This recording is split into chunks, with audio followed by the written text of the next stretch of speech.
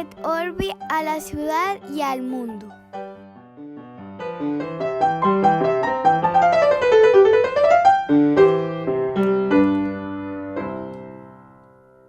Buenos días, buenas tardes, buenas noches, don David Zuluaga. ¿Cómo me le va? Qué bueno, Octavio Galvis, ¿cómo está? Cuente pues, compañero. Bien. Por acá yo le voy a empezar el capítulo de hoy pagando deudas. Cuente a ver. Porque me regañaron por Instagram con mucha razón un par de personas y otro amigo también por WhatsApp que me dice, bueno, usted en el capítulo de la soledad dijo que los millennials le podían nombre a todo y dijo que ellos tenían un término para invitarse a salir solos. Sí. ¿De acuerdo ustedes? Sí, lo recuerdo. Bueno, pues es mi dato inútil pero divertido del día de hoy. A ver. La palabra se llama Ojitori-sama. ¿Cómo? Obviamente el origen es japonés y entonces aparece hace algunos años porque algunos japoneses jóvenes sentían cierta vergüenza social de no tener, digamos, compañeros para socializar. Entonces digamos que seguramente apareció el término por esa razón. Entonces ir a cine solo, ir a un restaurante, salir a algún bar a tomarse un trago, salir de camping incluso. Yo todas esas cosas las hacía incluso cuando recién me fui a vivir a Bogotá de Manizales y tenía otro nombre para ellas. A ver, ¿cómo? Era salir solo.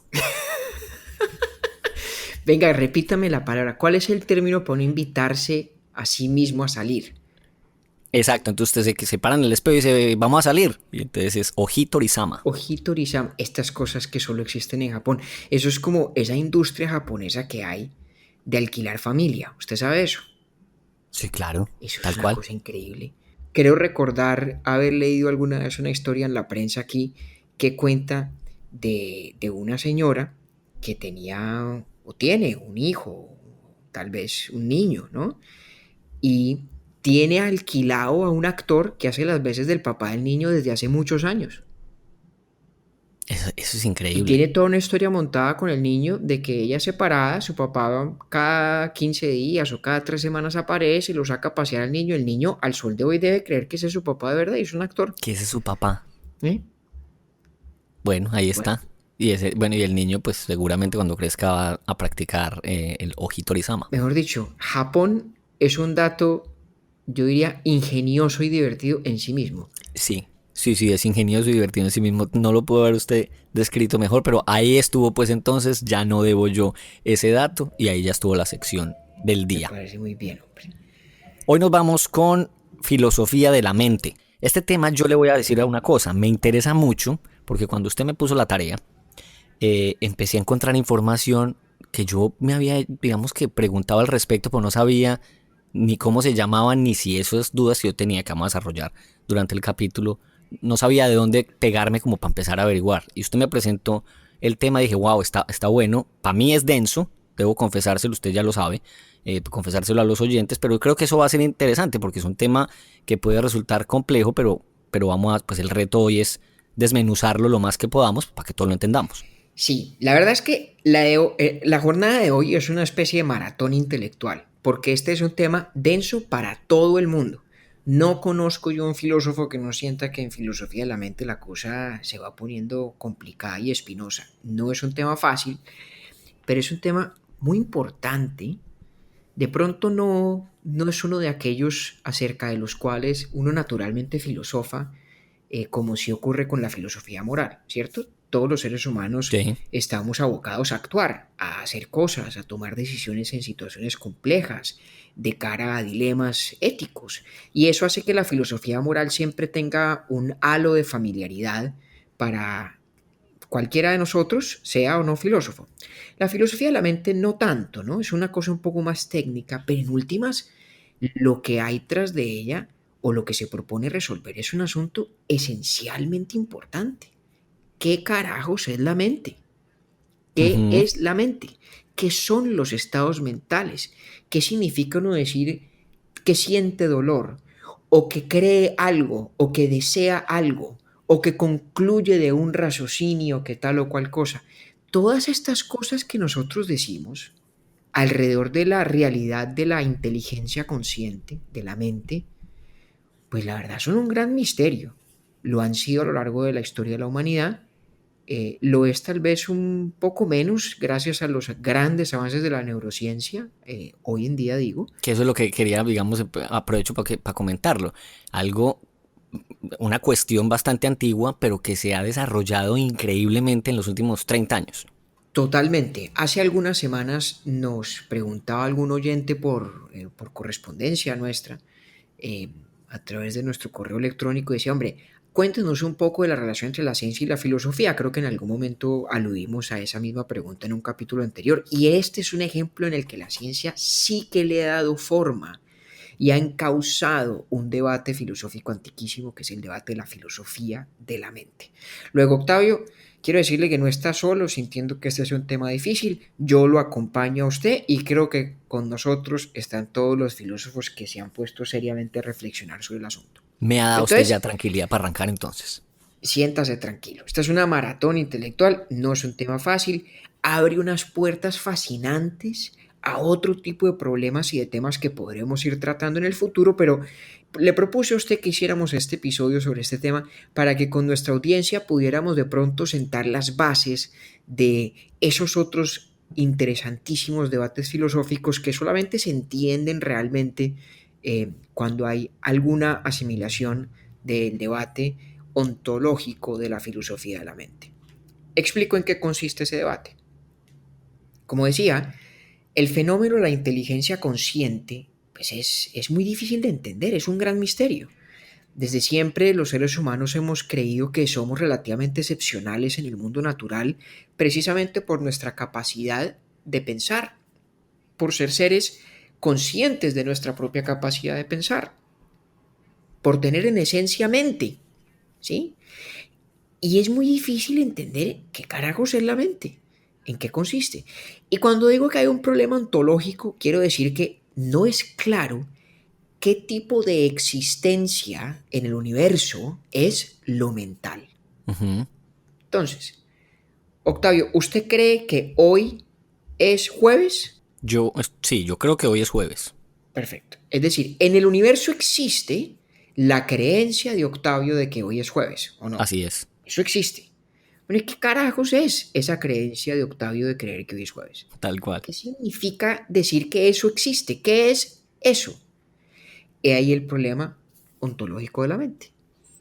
¿Qué es todo aquello a lo cual nos referimos con nuestro amplísimo lenguaje de lo mental? Creer, desear, sentir, inferir, razonar, concluir, elucubrar, soñar, etc. Ahí hay un misterio. Un misterio que nos parece tan ajeno a la realidad del cuerpo, de la materialidad, de la corporeidad, que cuando digo hemos, digo la humanidad, los seres humanos, hemos intentado responderlo casi siempre a lo largo de la gran mayoría de nuestra historia con una tesis que se conoce como el dualismo ontológico o metafísico, Ujú. que consiste en decir lo siguiente. Sabemos que esto de creer, desear, sentir, convenir, etc., sabemos que esas cosas existen. Sí. Sabemos, entre comillas, que no son cosas materiales, no son corpóreas, pero son cosas porque existen.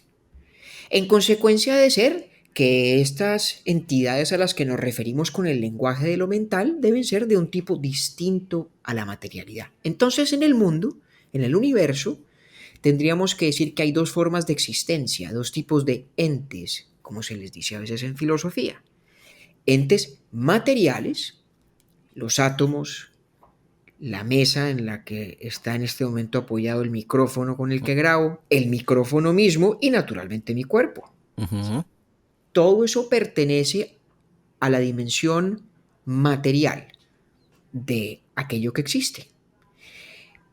Pero si efectivamente creer, sentir, pensar, elucubrar, soñar no es cuestión de lo material, pero sabemos que existe, pues entonces tendremos que decir que hay otro tipo de ente, que es lo racional, perdón, lo mental en Ujú. realidad. Lo racional está estrechamente ligado a lo mental, pero en gracia de simplificar la discusión, existen las cosas mentales. Exacto. Existe el alma. Entonces, la reacción instintiva de la humanidad frente a este misterio de lo mental ha sido decir, pues muy bien, yo tengo cuerpo, o yo soy en alguna medida mi cuerpo, pero soy también mi alma, o tengo mente. Es Ujú. decir, hay en mí dos tipos de sustancias, como se diría utilizando el lenguaje de Aristóteles, que fue el que dominó, eh, el lenguaje de Aristóteles fue el que dominó el planteamiento de este tema, pues a partir de la antigüedad en la filosofía griega y posterior. Entonces, hay dos tipos de sustancias. ¿Quién es el gran clásico defensor de esta teoría? Nuestro queridísimo amigo René Descartes, Ujú. Descartes, de quien hablamos en nuestro capítulo sobre la soledad. Usted se acuerda que cuando hablamos en ese capítulo del argumento de Descartes, Descartes duda de todo en el mundo. Luego dice, pero estoy dudando, luego yo existo, ¿sí? Y dice, Exactamente. pero ese yo que existe, ese yo que está dudando, ¿qué es dudar si no es un estado mental? ¿Cierto? Claro, la duda no es material. Exactamente. Y por eso es que Descartes concluye que el yo es esencialmente lo que él llama en latín res cogitans, una Ujú. sustancia mental, una sustancia inteligible del pensamiento, que es muy distinto de su cuerpo, ¿sí? Ese es el dualismo. Es una primera gran respuesta a este problema ontológico de la filosofía de la mente. Existe lo material por una parte, existe lo mental por otra, ¿cierto? Muy bien. Y de hecho el dualismo tiene dos versiones. Esto es bien interesante, don Octavio. La versión clásica, que es la de Descartes, y es que son dos sustancias, realmente dos tipos de entidades diferentes que existen de manera independiente y en derecho propio, ¿sí? Si un ser humano en su totalidad es la conjunción entre el cuerpo y el alma, o en terminología cartesiana, su res extensa y su res cogitans, y el cuerpo desaparece, como estamos hablando de que son dos tipos de ser tan independientes, dos sustancias, digamos, igual de fundamentales, al desaparecer el cuerpo no tiene por qué desaparecer el alma, Ujú. ¿cierto? Puede permanecer el res cogitans, porque son dos cosas totalmente distintas e igualmente fundamentales. Ya ve usted que no es un accidente que la visión religiosa Allá iba histórica yo. de la humanidad Claro. alrededor de el alma que sobrevive al fallecer del cuerpo, a la descomposición del cuerpo, tiene perfecta coherencia con este dualismo sustantivo como respuesta al problema de la mente. Mm. Incluso podría yo también decir que de esa misma ese mismo concepto puede ser recogido por aquellos que hablan y plantean la posibilidad de reencarnación. Claro, de hecho es la única forma como podría tener sentido la idea de la reencarnación. Sí, porque la idea de la reencarnación lo que dice es que hay algo que cambia de cuerpo pero sigue siendo la misma cosa, Exactamente. ¿sí? Y entonces si ese algo sigue siendo la misma cosa, cambiando de cuerpo, por lo tanto no es ese cuerpo y no está esencialmente ligado a ese cuerpo y lo puede sobrevivir, por lo tanto debe ser un tipo de existencia, una sustancia no corpórea y que existe en derecho propio de manera fundamental e independiente. Mm. Y fíjese cómo Exactamente. incluso dependiendo de la religión, eh, ese cuerpo en esta vida tiene una u otra función. Claro, Y se entiende de maneras distintas y pues eso es fascinante y me cambiaría yo para el otro tema, entonces más bien usted jáleme las bueno, orejas y sigamos para dónde vamos. pero no es accidental esa asociación que usted hace, porque tiene toda la razón. El dualismo es la tesis, digámoslo, por default de la humanidad a lo largo de su historia, tiene plena compatibilidad con la mayoría de doctrinas religiosas eh, que existen y que han existido, y tiene todo que ver con la idea de que hay algo del yo que sobrevive al decaer del cuerpo A la o que materia, incluso le exacto. precede. Ujú. Exactamente. Bueno, muy bien. Dualismo sustantivo, llamémoslo, o dualismo sustancial mejor, porque Entonces, vamos hasta este momento en el dualismo sustancial. dualismo sustancial. Ok. Ahora hablemos de otro dualismo un poquito diferente, muy interesante. Digamos que se llama el dualismo de los atributos o Ujú. dualismo de las propiedades. O en filosofía, como se le conoce, es epifenomenalismo. Bueno, Oye, el de hoy es un capítulo con una cantidad de palabras rarísimas, pero Sí. no se me angustie. Ok. Ya le explico en qué consiste eso. Esa me sonó muy bonito, pero bueno. A todos nos suena muy bonito y es muy difícil de entender en qué consiste, Sí. pero vamos a intentarlo. Bueno, el epifenomenalismo o dualismo de los atributos o de las propiedades dice algo muy distinto. Dice, a ver, reconozcamos que realmente, desde el punto de vista de lo que constituye las existencias fundamentales del mundo, ¿sí? Solo hay una cosa, que es la materia. Ujú. ¿Ok? Pero la materia, organizada de cierta manera, adquiriendo cierta estructura, da lugar a u origina unas propiedades, unas características que son mentales y que Ujú. no se pueden reducir plenamente a lo material. Qué berraquera eso. Epifenomenalismo, es decir, hay un fenómeno que está, pensémoslo visualmente, que aparece por encima de lo material. Es como un halo de fenómeno que está encima de la materia. El epifenomenalismo. Exactamente. Ujú. Entonces, el Pero que depende de la epifenomenalista, materia y de sus combinaciones para poder correcto, crear lo siguiente. correcto, exactamente. Entonces, mire qué interesante. Ujú. El epifenomenalista dice, ok, reconozco que hay unas cosas que sí existen, que son mentales, que son distintas de lo material, pero a diferencia del dualista sustancial, niego que esas cosas mentales existan en derecho propio y de manera independiente. No, no, no. Esas cosas mentales, digamos que nacen, surgen en el mundo a partir de ciertas configuraciones de la materia. Por lo Sí. tanto, si yo cambio la configuración de la materia, altero la configuración del epifenómeno, es decir, altero la configuración de lo mental. No al contrario, ¿no? No habría manera de manipular lo mental e incidir a través de lo mental en la materia. Solo en una dirección se da la causalidad. Claro, depende de ¿Sí? la combinación en la materia que se provoca el ejercicio mental. Exactamente. ¿Mm? Venga, porque listo, espera un momentico, yo aquí empiezo otra vez a recoger términos. El primero es el dualismo sustancial Sí, y este es señor. el dualismo de los conceptos, Dualismo de los de atributos o los de las atributos, exacto, propiedades. de los Sí, atributos de las propiedades. Claro, entonces ahí ya, listo, no, ya me subí, porque entonces es combinación de materia que produce ese ejercicio y no al contrario. exactamente. Vamos bien. Y de pronto esto suena muy etéreo, pero volvamos un poquito más práctico, sobre todo esta última teoría, el epifenomenalismo, Ujú. ¿cierto? Muchos filósofos han dicho que una de las grandes singularidades de lo mental es que es esa sensación en la primera persona, es decir, la sensación introspectiva de el creer algo, desear algo, sentir algo. Hay un elemento, digamos, cualitativo. Ah, caramba, ¿usted alcanza a oír lo que se oye atrás mío? Pero y eso es, yo espero que sean pirotecnia para el 4 de julio, ¿no? Sí, señor, Ah, bueno. esto es pólvora. Aquí en la Claro. ciudad de Nueva York están ya empezando las celebraciones de la Que además independencia de les los tocó, Estados Unidos. que además les tocó echarla así de sorpresa para que la gente no se aglomere. Correcto, Mm. correcto. Pero bueno, Bueno, no nos distraigamos más de ojo la que María cuenta. Cristina nos regaña en la reunión de producción. Perdemos el arco. Entonces, hagamos este ejercicio. Yo siento un dolor, ¿cierto? Sí. Yo podría hacer una descripción absolutamente exhaustiva de todo lo que implica sentir ese dolor. Ujú. Y otra persona podría leer todo de mi explicación, comprenderlo todo. Y Ujú. aún así no sabría qué es ese dolor, el sentimiento de ese dolor.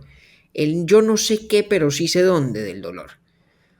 Sí, por más nivel de detalle que usted le dé, es imposible para mí. Exactamente. Eso los filósofos lo llaman qualia. Es una cosa muy difícil de definir, pero es algo así como el feeling que produce el hecho de que una creencia, un deseo, una sensación sea la mía y no la de otro. Ujú. Ese qualia es tan difícil de explicar a partir de la materialidad, de la corporeidad, que es el gran argumento a favor del epifenomenalismo. Entonces, ¿qué dice el epifenomenalista? Dice, pues es que claro, mire, el cerebro es un objeto material. Es un objeto material. Tiene una configuración muy, muy, muy compleja. Esa configuración compleja da lugar a estas propiedades epifenomenales, a estas existencias que llamamos mentales, Sí. pero sobre todo da lugar a ese qualia, a esa sensación de la existencia mental que es mía. Sí. Y si bien está atada a la materia en el sentido de que depende de ella, El cerebro. sí, exactamente, depende del cerebro. O sea, si mi cerebro se apaga y se muere, no queda la qualia por ahí en el mundo todavía existiendo. Exactamente, tal cual, depende de esa materia, incluso si tiene una lesión. Exactamente. A pesar de eso, no se puede reducir a la materia. Resiste el hecho de asimilarse por completo a la materia. Digamos que esta trayectoria del dualismo, que pasa del dualismo sustancial al dualismo de los atributos o de las cualidades, o lo que llamamos epifenomenalismo, responde a lo que tal vez es la gran transformación en la filosofía de la mente a partir de las más incipientes versiones de la neurociencia. Sí. Y es el descubrimiento de lo que podríamos llamar la dependencia neuronal de lo mental. Es decir, el descubrimiento de que la mente, de una manera u otra, está amarrada al cerebro. Sí. Ojo, eso es un descubrimiento de la modernidad. Pues sí, eso es muy reciente. Eso no lo sabían los antiguos, eso no se sabía en el medioevo, o no se entendía en todo caso. Mire, tan no se entendía que cuando a Descartes le preguntaban, venga señor, si existe lo mental y existe lo material, y son tan distintos y no tienen nada que ver lo uno con lo otro, ¿cómo carajos es que interactúan? ¿Cómo es que yo tomo una decisión como ser mental o como res cogitans de caminar y de repente mis piernas se mueven? ¿Cómo es eso posible? Y eso no podía explicarlo. Tenía su teoría, él callado no se quedaba. Y la teoría era que nosotros teníamos algo que se llama los espíritus animales y que se supone que eran como unas partículas chiquiticas que salían de la mente y de alguna manera influían en el cuerpo. Era una explicación muy mala, una explicación bastante mala, pero era la única que tenía a la mano porque todavía la comprensión de la relación tan estrecha entre la mente y el cerebro Eso era... está como para los que dicen que hay que cortarse el pelo en menguante, pues más o menos. Tal cual. Y además Descartes escribió unas cosas bastante interesantes acerca de estos espíritus animales que explican la interacción entre la mente y el cuerpo, ¿no?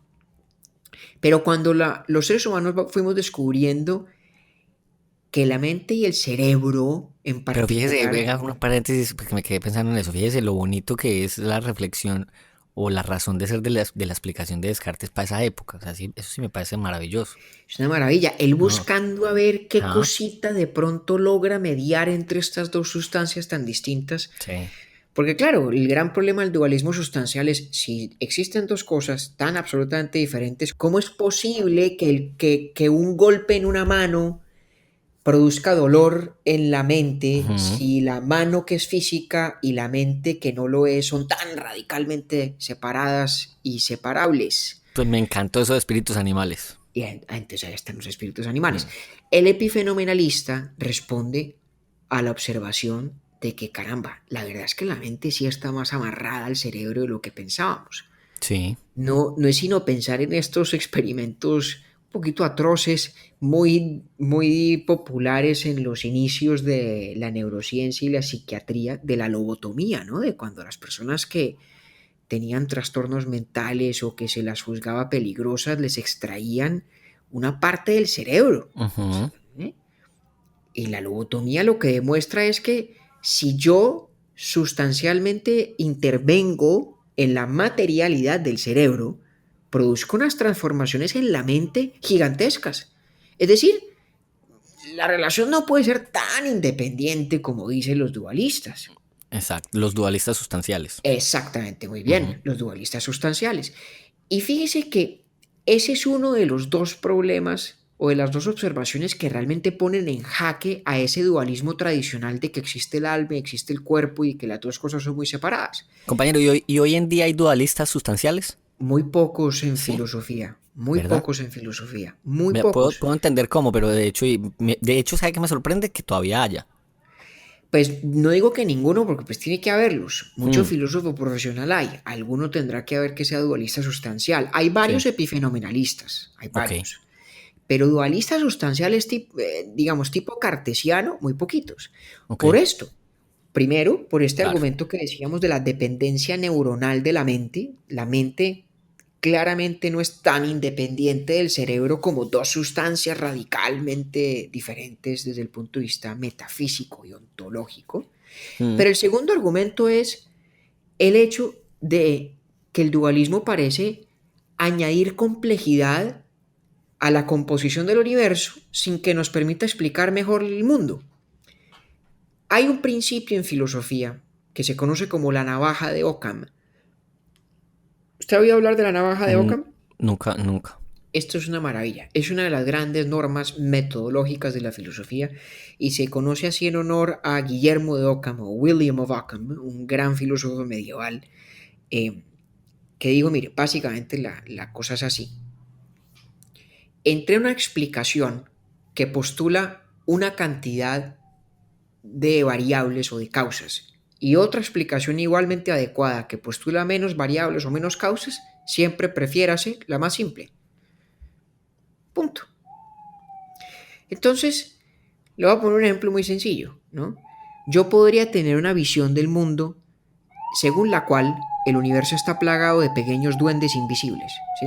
Sí, Entonces, si a mí se me cae el pocillo de té que tengo en la mano, tengo dos explicaciones. Una, que diría, pues hombre, lo solté y por efecto de la gravedad, pues se cayó. cae al piso, ¿no? Mm, O podría decir, en virtud de mi teoría de los duendes, lo solté y algunos de estos duendes invisibles que lo habrían podido sostener, no obstante, decidieron vertir el té y botar la taza al piso, ¿ya? ujú. Son dos explicaciones del mismo fenómeno, las dos entre comillas logran explicar el fenómeno, Explicar el fenómeno, sí. pero hay una que lo explica postulando la existencia de unos duendes sin que por eso se entienda más o mejor el fenómeno que en la primera explicación que no postula ninguna existencia distinta de la materia y la gravedad. Ujú. ¿Ya? Perdóneme que el ejemplo sea un poco extraño, pero a lo que va es que si uno no tiene una regla metodológica que ayuda a privilegiar las explicaciones más simples, uno siempre podría inventarse explicaciones más complejas, en teoría, igual de plausibles. Mm. Pues Vale. los espíritus animales es totalmente los duendes que le tumbaron a usted el café. Bueno, un poco, Mm, exactamente. Entonces, traigámoslo, muy a propósito de lo que usted acaba de decir, traigámoslo al tema de la filosofía de la mente, aquella navaja de Occam, ¿cierto? ujú. Entonces, la navaja de Occam lo que dice es, a ver, señor dualista, señor Descartes, usted dice que existen dos tipos de entidades en el mundo, las entidades materiales y las entidades mentales. Sí, Y la verdad, usted no es capaz de explicar cómo interactúan. Entonces, sí. ¿para qué postulamos dos? ¿Qué ganamos con el postular esas dos sustancias si no nos permiten explicar nada que no podamos de la misma manera explicar desde la perspectiva del materialismo, que es la otra gran familia de teorías de las que hablaremos en un segundo? Ok. ¿Sí? Entonces, el dualismo sustancial, a pesar de ser nuestra actitud instintiva frente a la mente, y como decía, la más cercana a la gran mayoría de tradiciones religiosas, se enfrenta con estos dos grandes retos. El de la dependencia neuronal. Ujú. Claramente el cerebro incide en la mente y bastante. Y la navaja de Occam. Y es que postulando una existencia de lo mental es complicar más el universo, ¿sí? Decir que no existe solo la materia, sino que existe otra cosa, lo mental, sin que por esa complicación podamos tener mejores explicaciones a los fenómenos de la mente. Esas dos preocupaciones con el tiempo han llevado a los filósofos a desarrollar muy minuciosamente las teorías materialistas de la mente. Es decir, las teorías que tratan de explicar lo mental cabalmente en función de lo corpóreo, de lo físico. O sea, todo completamente partiendo de la materia y sus reacciones también, ¿o qué? Exactamente, Ok, sí. Básicamente explicar la mente a partir del cerebro. exactamente. Ese es materialismo. Ese es el materialismo. Ujú. Hay varios tipos, ¿no? Hay un materialismo, esencialmente hay dos, ¿no? El materialismo reductivo y el materialismo eliminativista. Ah, Qué qué pena maravilla. con usted estos neologismos tan complicados. Mm. Son menos de lo que parecen. El materialismo reductivo es una tesis a la hora de la verdad muy sencilla y que dice, mire, todo estado mental es un estado neuronal. Punto. Son la misma cosa. ¿Ese es cuál, compañero? El El materialismo reductivo. reductivo. El reductivo, entonces yo puedo ubicar la neurociencia en el materialismo reductivo. No necesariamente, pero la Ok, neurociencia es el gran ímpetu del materialismo reductivo. Se llama ya, reductivo porque reduce lo mental a un estado neuronal. a un estado neuronal. Y ahí lo Entonces, explica todo. exacto. Entonces, por Mm, ejemplo, vamos a ponerlo así.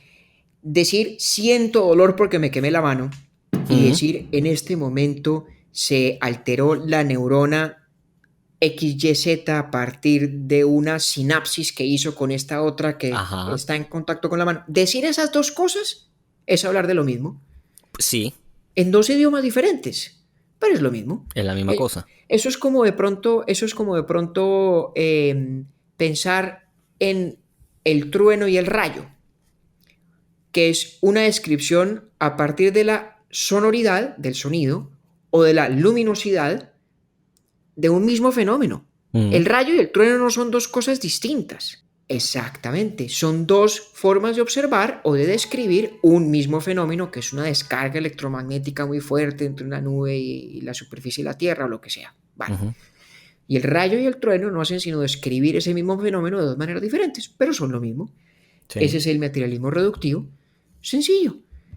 Hay un estado mental que se corresponde uno a uno con un estado neuronal específico. Son la misma cosa, literalmente, ¿sí? Simplemente descritas desde dos ópticas o desde dos perspectivas diferentes.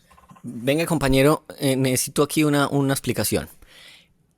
Porque es que no entiendo la diferencia entre ese materialismo reductivo del que estamos hablando en este momento Sí. y el dualismo de los atributos que acabamos de Ah, mencionar. muy bien. Esta es la diferencia. El epifenomenalista o el dualista de los atributos no dice que el epifenómeno mental Mm, sea literalmente lo mismo que el estado neuronal que lo origina. Dice que son distintos. Otra vez, El epifenomenalista dice, recuerde usted, que ciertas configuraciones complejas de la materia dan producen lugar y provocan, exacto. a que exista un fenómeno mental. Sí. Ojo a ese lenguaje. Producen o da lugar a que exista un fenómeno mental. Ujú. Es decir, da lugar a que exista otra cosa, algo que es distinto del estado neuronal mismo. Ok. Ah, ¿Eh? sí, el producto mental es un resultado. Exactamente. Ok, eso Es es una cosa listo. más, Es algo más. que no tiene existencia independiente de la materia, como en el caso del dualismo sustancial, ¿correcto? Ujú, sí, Por eso, exacto. por eso si yo desbarato esa red neuronal, desaparece también lo mental cuando uno es un epifenomenalista. Sí. ¿Sí? Ujú. Pero repito, usted lo ha dicho muy bien. El estado neuronal produce un estado mental. Produce. Es decir, da lugar a algo distinto. Crea algo distinto. Es producido por. Es Exactamente. otra cosa. Ok. Exactamente. Es otra cosa. Cuya existencia depende del estado neuronal. Hombre, sí. Pero es diferente. Tiene Ujú, unos atributos diferentes. sí. El materialismo reductivo dice, no, no, no, no, no. No hay nada nuevo.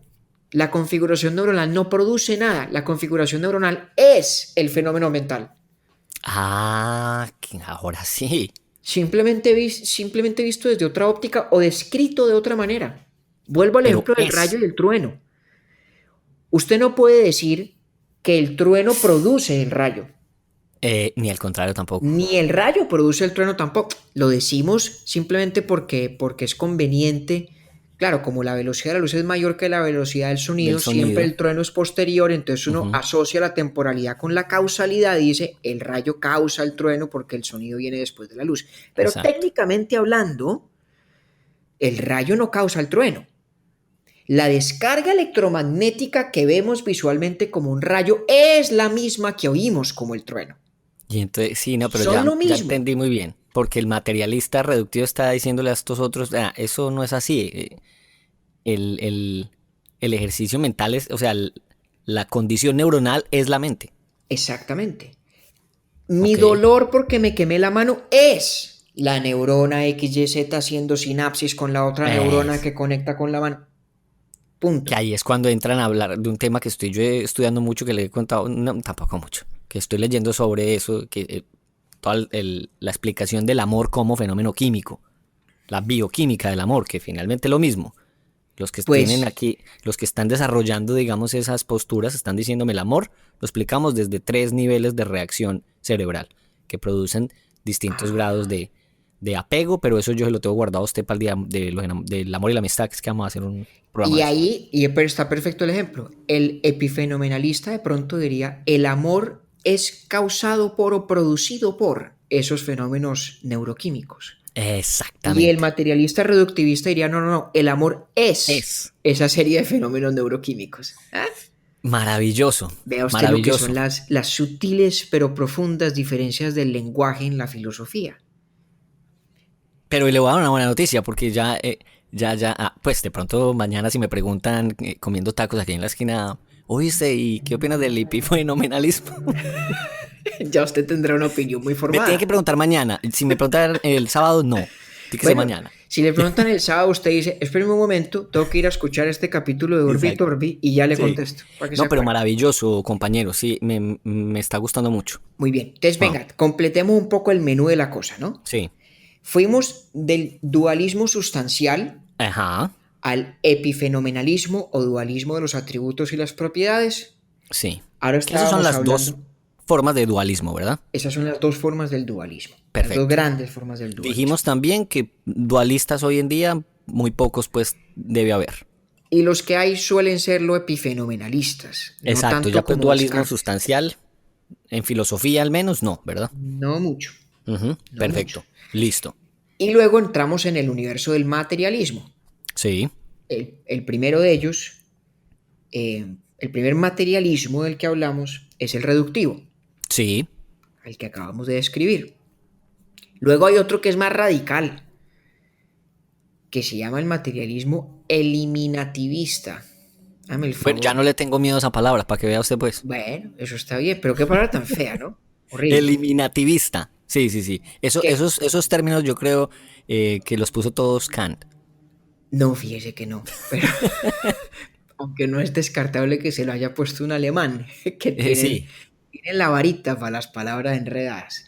Pero como su nombre lo indica, Ujú, el materialismo eliminativista, sí, en vez de decir que nuestra forma de hablar de los fenómenos mentales es equivalente o idéntica a los fenómenos descritos de la neurociencia, lo que dice es una cosa más radical. Dice que nuestro lenguaje de lo mental es todo equivocado, que es carreta, y entonces. que no es nada más que lo que en inglés llamaríamos un placeholder de nuestra ignorancia.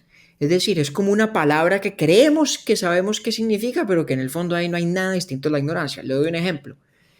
Cuando alguien dice, ay, ya entendí, ya comprendí, Ujú.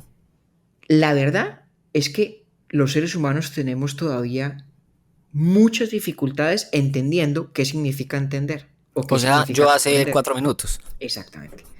Exactamente. Entonces, el materialista eliminativista lo que dice es, mire, cuando usted habla en términos mentales, Ujú. yo deseo, yo quiero, yo entiendo, yo comprendo, yo concuerdo, ¿sí? Yo creo, usted cree que está, digamos, hablando de manera muy precisa, que está describiendo una realidad mental muy precisa y muy específica. En Sí. realidad, usted no sabe de lo que está hablando.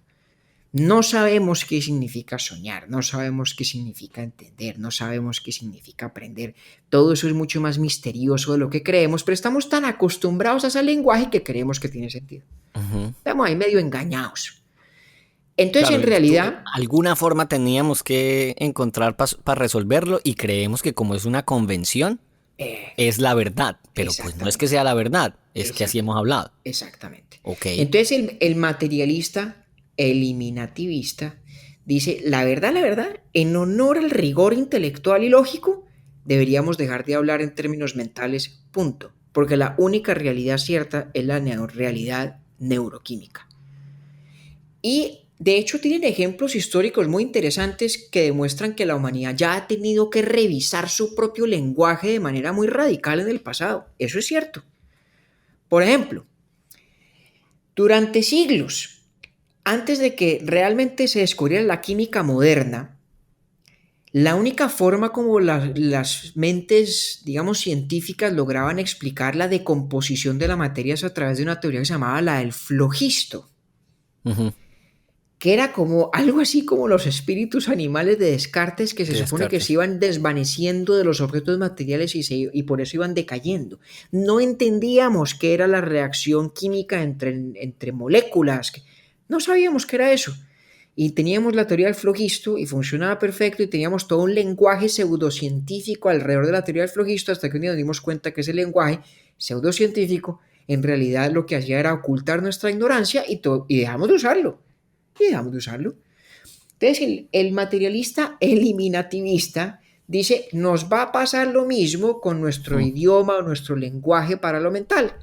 Un día nos vamos a dar cuenta que en realidad no significa nada, que es pura carreta, que lo usábamos por costumbre y que la única realidad cierta de los fenómenos que más o menos tratamos de referir con ese lenguaje mental es una realidad neuroquímica y cerebral. Es una tesis muy radical. Fíjese que tampoco son tantos los filósofos que van hasta allá, porque muchos creemos que es muy improbable que la totalidad de nuestro lenguaje mental esté tan descachado. Ujú. Sí, porque estos lo desmienten por completo. Claro, y uno dice, hombre, a ver, de pronto hasta allá tampoco va la cosa. Ujú. Y entonces de estos ires y venires entre dualistas y materialistas, de esta evolución de la filosofía de la mente, de esta aplicación severa de la navaja de Occam que dice, no me cree a mí sustancias mentales, sustancias espirituales cuando no me explican nada. Ujú. Y por favor no me venga con teorías que no puedan explicar la importancia del cerebro para lo mental. En toda esta dialéctica histórica, hacia la década de los 70, surgió de repente una teoría que es tal vez hoy la más popular de todas entre los filósofos de la mente, que se llama el funcionalismo, que es la última teoría de nuestro menú de hoy. Espere yo para cerrar un momentico antes de entrar al funcionalismo. El eliminativismo Ujú. va más allá del reductivismo Sí, porque al menos el reductivismo reconoce el ejercicio mental. Este ni siquiera. sí, reconoce la Ok. validez La de validez. nuestra descripción de un fenómeno en términos mentales. El otro dice eso, estamos equivocados. O sea, Sí, lo que dicen los eliminativistas es lo que pasó con los espíritus animales de Descartes va a pasar con nosotros dentro de 2 o 3 siglos. sí. Y a eso les va a pasar lo mismo y así sucesivamente. Correcto. Para volver a Perfecto. nuestro ejemplo del trueno y el rayo. Si el reductivista dice trueno y rayo son lo mismo, Sí, el eliminativista diría, en realidad no existe el trueno. En ya. realidad no existe el trueno. Un día nos vamos a dar cuenta que de pronto tenemos un defecto en el Sí. oído que hace que al ver un rayo se active una percepción auditiva que no corresponde a nada en la realidad. Algo Eso diría el así. eliminativista, ok. Algo así diría el eliminativista, donde ese trueno que se elimina de la descripción del mundo corresponde al lenguaje de lo mental. Ya. ¿Ah? Ahora sí podemos entrar al funcionalismo. Muy bien. Gracias, compañero. El funcionalismo es una cosa muy interesante y muy compleja y muy singular. El funcionalismo dice, mire, aquí lo importante no es de qué está hecho aquello que piensa, o de qué está hecho desde el punto de vista metafísico un dolor, o un deseo, o una creencia. Eso no No importa, importa. no importa. Lo que importa es el rol que aquello que llamamos deseo, creencia, dolor, el rol que aquello, ese estado mental, juega en una red de causalidad más compleja que explica nuestro comportamiento como respuesta a los inputs sensoriales. Ok.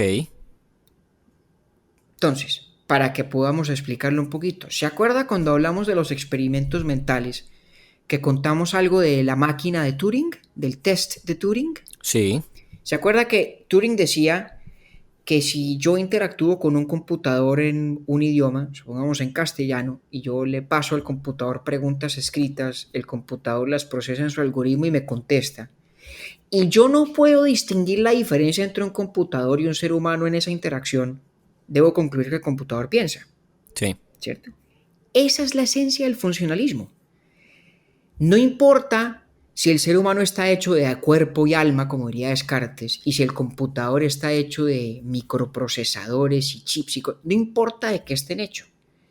Si cumple la misma función en la red causal, donde yo pongo un input, que es mi pregunta, y recibo un output, que es la respuesta, si eso que está allá, detrás del cuarto, sea una persona o sea un computador, cumple la misma función causal, pues de ambos debo decir que están pensando.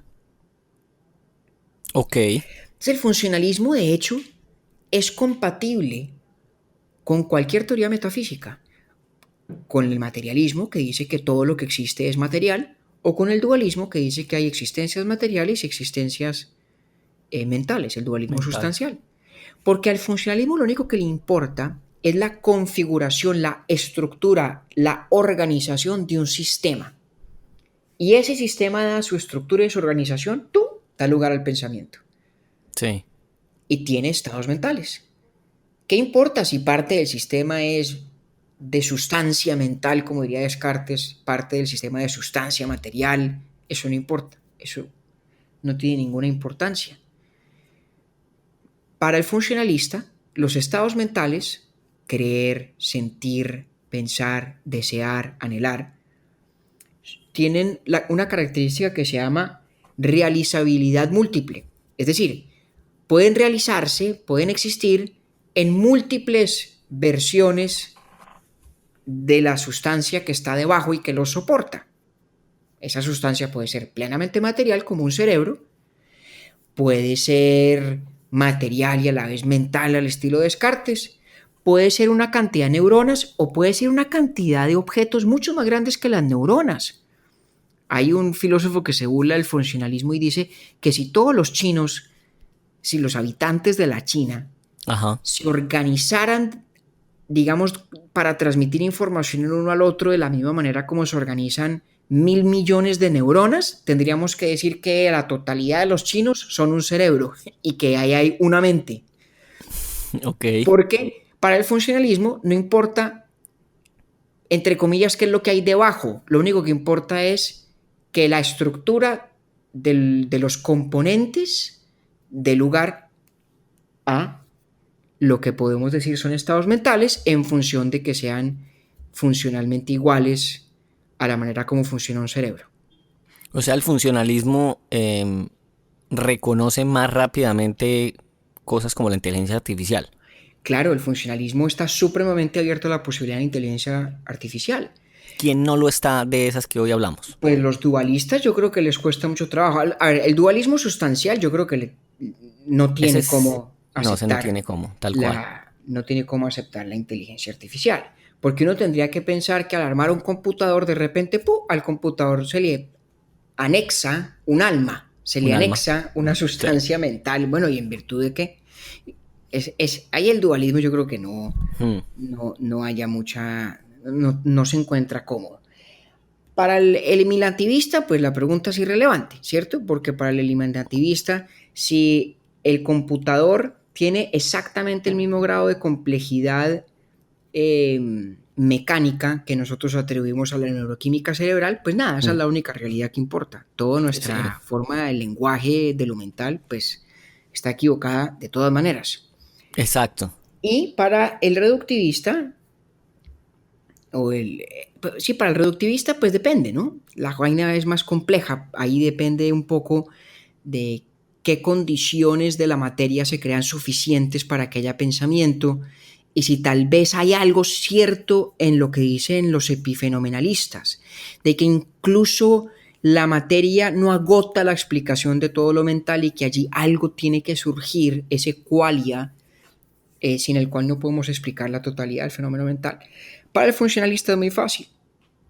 Para el funcionalista, sin duda alguna, si todos los componentes de un computador como sistema tienen la configuración correcta y tienen la complejidad requerida, y por lo tanto se comporta como en el test de Turing, igual que una persona que piensa, pues decimos del computador que piensa también. Que piensa y listo. Por eso, nuestro ejemplo en experimentos mentales del cuarto chino de John Searle es de hecho un experimento mental para refutar el funcionalismo. Claro. En esencia lo es. En esencia lo es. Mm.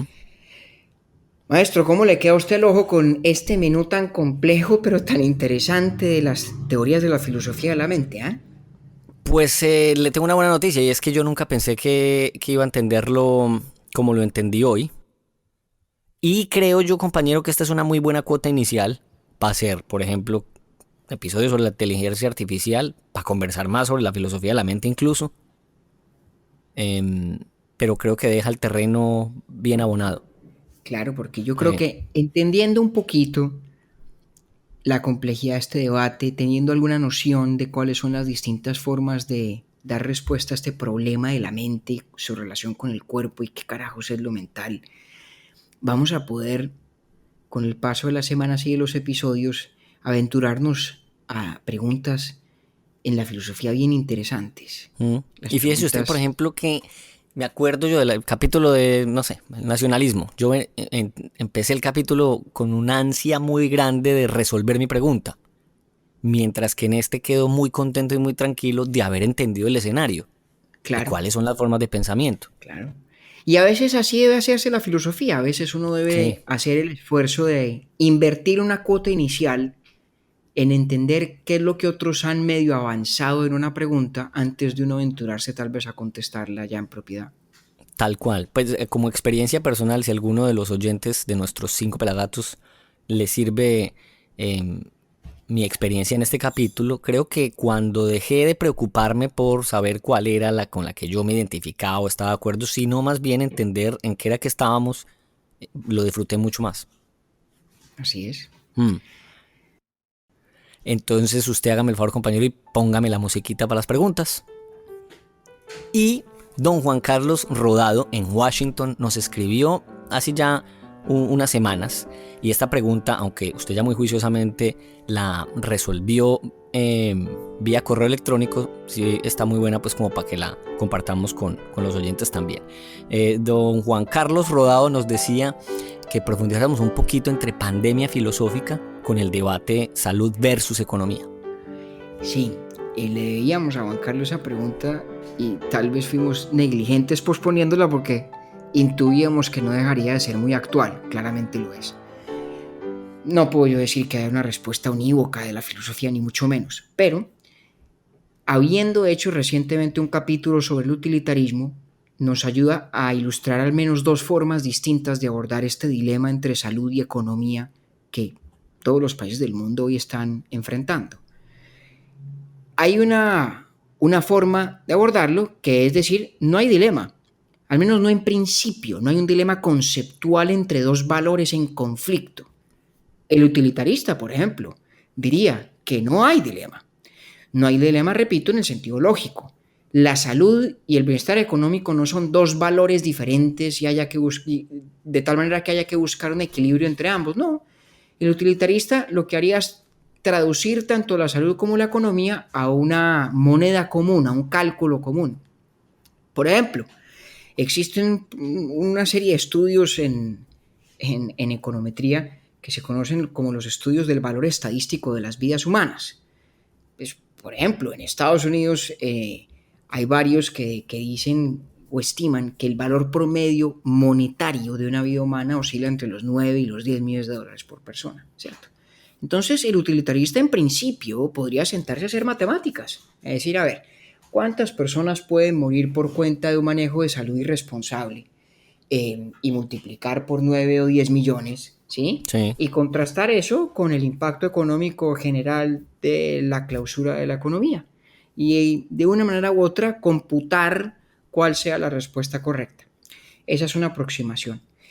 Luego las teorías de carácter más deontológico, las teorías que sospechan de que todo puede absolverse de manera tan sencilla a partir de las consecuencias en una moneda común, dirían, primero, que hay ciertos tabús que una sociedad debe respetar, como por ejemplo el tabú de tratar de darle valor monetario a una vida, y que dirían, no señor, la sociedad debe, en aras de proteger el valor de la vida, conferirle, digamos, un estatus que la exima de ese tipo de cálculos.